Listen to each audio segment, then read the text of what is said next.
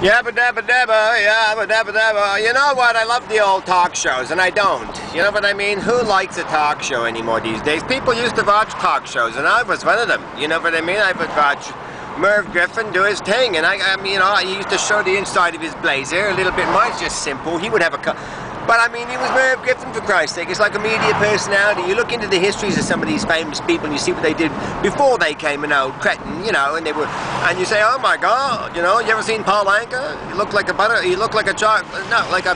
pecan chip. He was gorgeous, you know what I mean? He was gorgeous.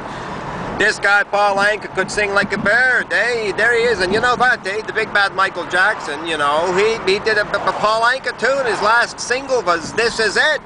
Which is, it's amazing really when you think about it, because there he was, Michael Jackson, he puts this thing together. It was almost it, but it wasn't quite it, was it? No, but the single, This Is It, really came to light. That was it, you know, thank you, Jesus. Anyway, Paul Anka was the guy who wrote that. You know, he must be 70, maybe he wrote it when he was 40, I don't know, but you know, it's just amazing to think of all the histories behind everything. You've got to learn a little bit more about things, I find, you know.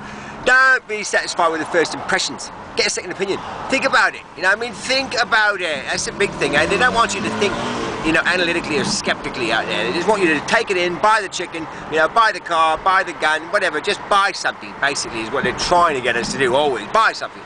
So we can have an economy, you know what I mean? This whole fictional, oh my God, you guys, the conundrum. What will we do? Nothing. Not a thing, guys. We're not going to do one thing. You know what? I'll tell you what the big displays down at Broad Street or whatever they are. What is it? Wall Street? You know what I mean? You know what it will amount to? I'll tell you. Nothing. Oh, it's terrible. You know, I mean, I hate to say it, but look at you guys.